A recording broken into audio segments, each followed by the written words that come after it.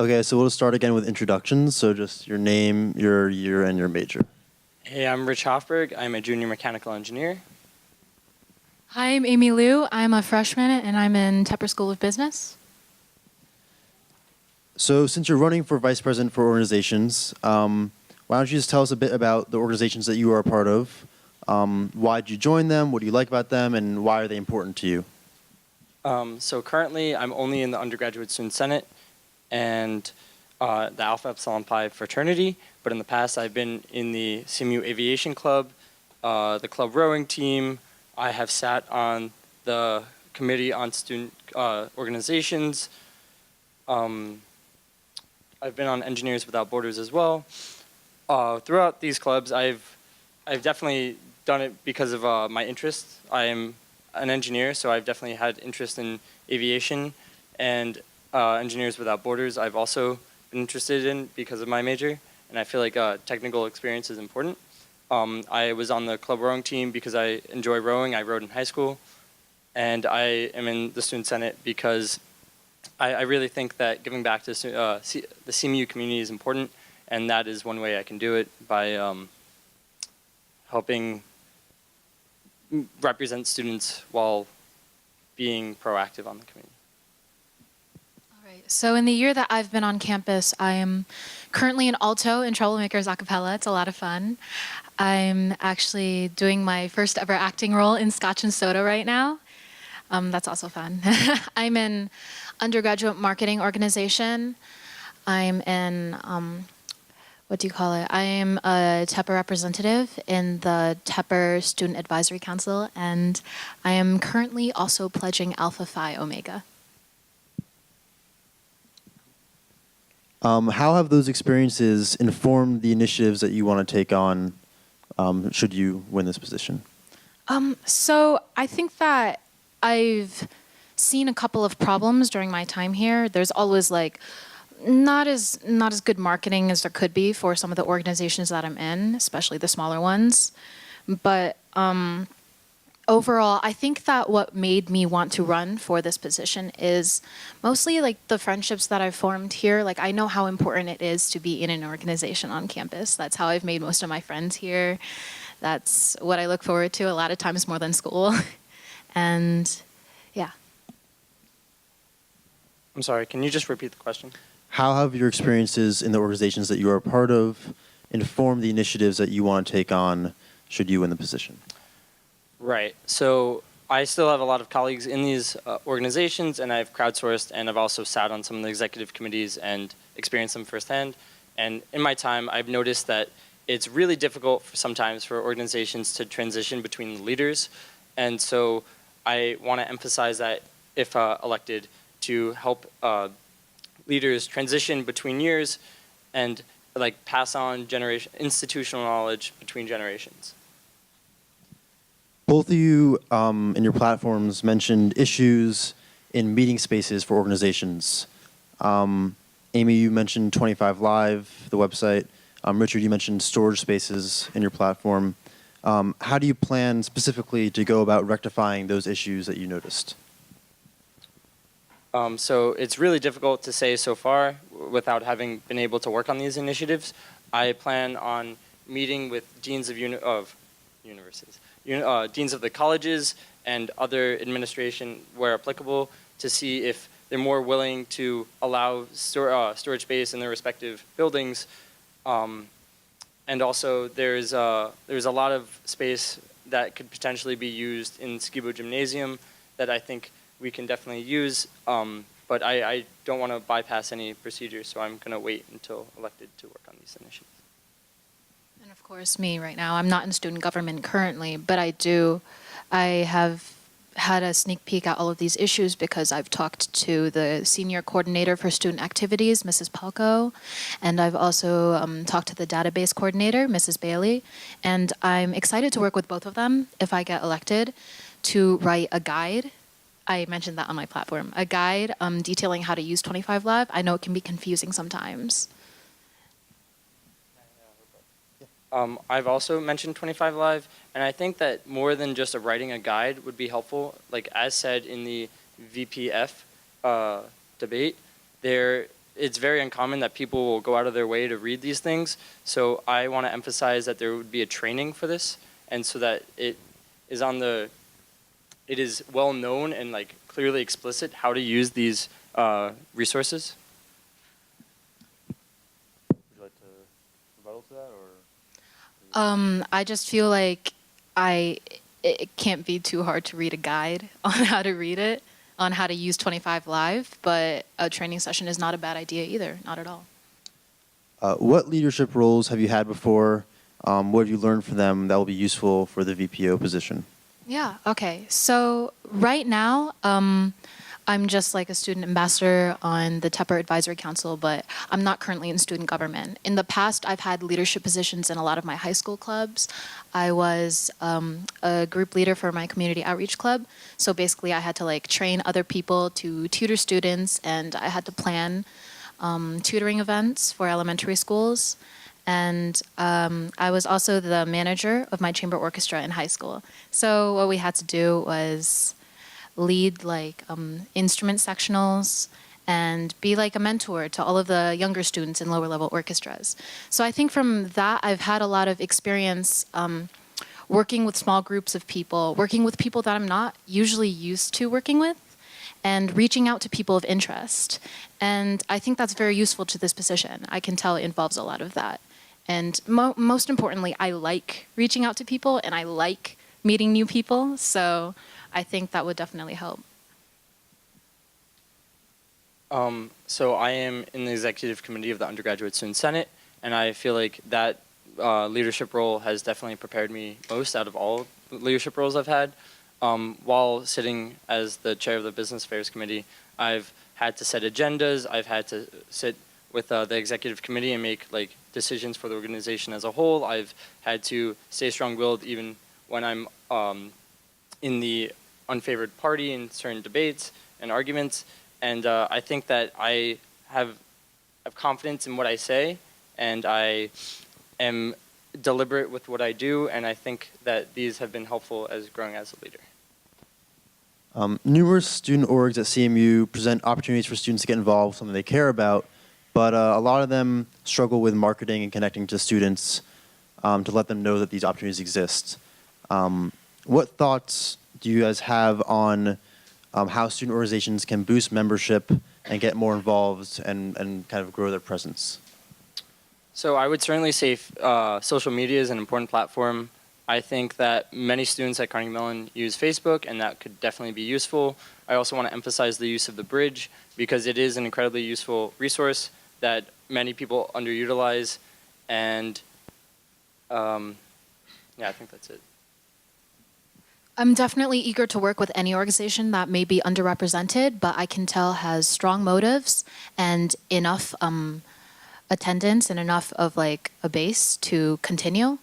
I think that as SVBPO, I do know that office hours are held about once a month, I think. I would definitely be willing to increase that at least a little bit. I'm sure that would help. And I'm also eager to meet with the leaders of these organizations, not just because I want to find out why they're passionate about what they do, but because I would like to help them increase their exposure to the Carnegie Mellon campus. And yeah, I also do feel like using the bridge and Facebook, they're also great ideas. Amy, in your platform, you mentioned that you see a redundancy in the re-recognition process for mature organizations, which are clubs that are 6 or more years old. Can you elaborate on this redundancy and explain briefly how you plan to reduce this? Okay, absolutely. I've talked to Mrs. Palco before, who is the advisor for all VPOs, and she does say that there is a little bit of like extra red tape there that doesn't need to be there. But obviously, I don't think right now is the time to cut it down because the applications for re-recognition are in the fall.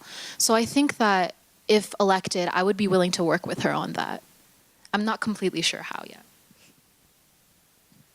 Richard, you're calling for a forum of organizations with similar goals that can work together to solve shared problems.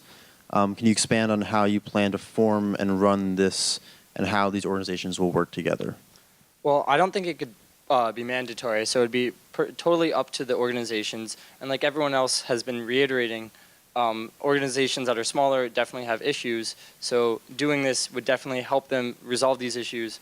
I think that we could certainly, as a VPO, I could reach out to some more organized, well-established organizations and ask if they would be willing to like sit with a meeting with some younger organizations and see if they could ask questions and resolve them, and maybe even solve some of the problems that these larger organizations and more mature organizations are having. Before we turn to the audience, what do you believe sets you apart from your opponent and makes you the better choice for the position? I would certainly say it's my experience. I've been on campus 2 more years than Amy. I've sat in student government. I can certainly lead an organization in a direction if it's asking for like a question, especially with funding, like the VPF would do. I have a lot of connections on campus. I have a lot of graduates that I am affiliated with, which might be helpful because I've heard that there's an emphasis on getting more graduate participation. Well, to offer a rebuttal to that, I will say that I am a freshman, yes, but I don't think that defines how well I'd be able to do the job. As a freshman, I'm aware of the responsibilities this job would incur, and I am willing to take them on. As a freshman, I know what resources I have. I have the senior coordinator of student activities, who is also my advisor. I have the database coordinator, Mrs. Bailey. I'm willing to work with both of them. And I also have the power to choose a group of representatives for COSO, which is Committee of Student Organizations. That is, I'm allowed to choose like dedicated students, and I know there's no shortage of dedicated students here. And mostly, I have my work ethic and my passion for working with other people, and that has nothing to do with what year I am. So we'll now turn it over to the audience. Are there any audience questions?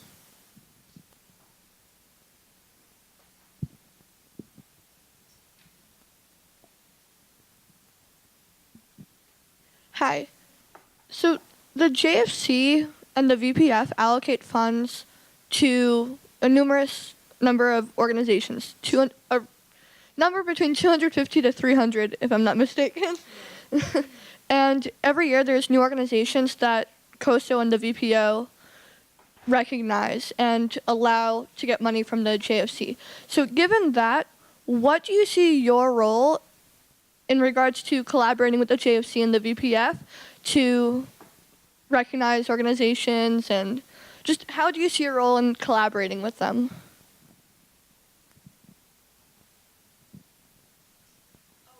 Me, I'm sorry. Wait, how do I see myself like collaborating with them? I will say that I can also combine with this the question I didn't get to answer before, which is what sets me apart. I will say that I think my best quality that would help me with this job is approachability. I'm not afraid to reach out to people of interest, and I'm not afraid to help other people. So I'd just like to emphasize that anyone would be able to reach out to me. I do plan to up office hours a little bit, and I'd be willing to help anyone who comes to me with questions. I'd certainly be willing to work with the VPF to see if there is an issue with the number of organizations there are on campus and the ability to fund them. I know that not every organization is actually funded, which might be helpful when considering this. There's also the issue that organizations that are too similar would apply, and then they may actually join together, which might solve some of these problems. I guess it's kind of situational, though. Hi, thank you. So this is a question to both candidates. So in the past, although quite relatively recently created, the SUVPO has maintained a collaborative event fund. So irregardless of what happened to it this year, what do you see the future of this fund being? So I think the collaborative event fund should be used to kind of make smaller organizations and organizations that really aren't doing as much on their own currently more well advertised, and like help them fund an event that might be able to publicize them more in the future.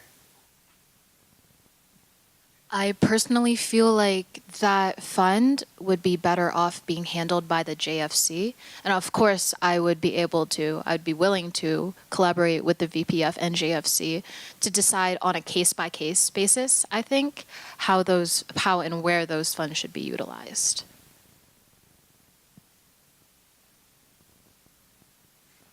So I guess like a follow-up question to that. So the Collaborative Fund in the past has only been around like $6,000 compared to the JFC's budget of anywhere from $1.5 to $1.9 million. So my question to you, Amy, would be how much of a difference would it make to add $6,000 to the JFC? And do you see a significance in having a collaborative event fund for organizations hosting these events that are collaborative in nature? I see a significance in it being there. I think it means something, and I think it's important that clubs come together when it's beneficial to both of them. So $6,000 is not a lot compared to what JFC has to handle, but I still think it should be there. I don't think it needs to be so differentiated from JFC that it's just COSO and UCAB who handles it. Sorry. I still think it's useful for the JFC to have that on hand.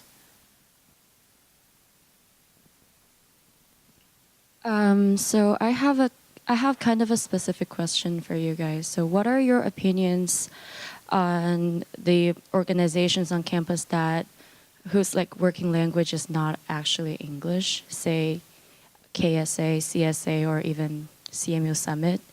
If they are willing to, would you help them to promote themselves to the entire campus, or you think is better if they just keep themselves within the, say, international student community? I absolutely think that they should be expanded to the community if they want to. The Collaborative Event Fund would also be perfect for that situation. I think that if they are approaching us, or approaching me as VPO, I would certainly work with them and think that the entire campus should experience their culture. This is only if they want to. If they want to remain exclusive, that is totally their right. But I would certainly be interested in working with them. I agree. I do think that I feel like you bringing this up means that there are organizations with international focused bases that would maybe like to expand to more of the American population here, and I think that's totally a good idea, and I'd be willing to help out with that. That also falls into marketing, and I'd be able to help with that. Okay, so I think by now you guys both know that I'm a fan of tough questions. So questions for both of you guys. Starting off with Richard. Richard, I think to any role that you come into, the commitment you bring goes a long way. So again, I said this was going to be a tough question. The fact that you're wearing sweatpants makes me reflect on your commitment. So what do you have to say to that? I would say that I've had a very long day, and I thought that I would have the ability to go home and change. Turns out I didn't. I think that this is not indicative of my commitment. I don't know why dressing well would show my commitment to a job with working with committees that generally dress informal all the time. But I would say that I'm certainly well committed to my job. Okay, understood. So for you, you're coming in as a freshman, and I'm sure a lot of people see that as a red flag, right? So, being a first year on campus, what is your response to that? Why do you think, despite being a freshman, you have the ability, what it takes to succeed as an SVPO? Yeah, well, I think that everyone's college experience is what you make of it. And I know that from the first day I stepped on this campus, I've been making every single effort to stay involved. I don't think that's going to change. And I think that the organizations that I'm in, I've had a pretty diverse, I'd say, experience with all the organizations that I have been in to this day. And I think that gives me a good enough perspective.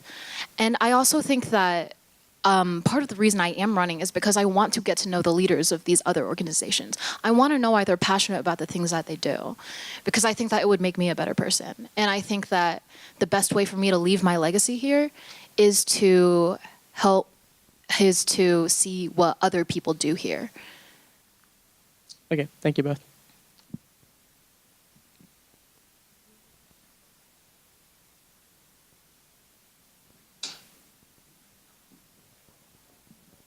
Thank you. That concludes our debate. Thank you. Just a reminder that voting opens March 29th at noon and closes April 2nd at 2 p.m. Thank you.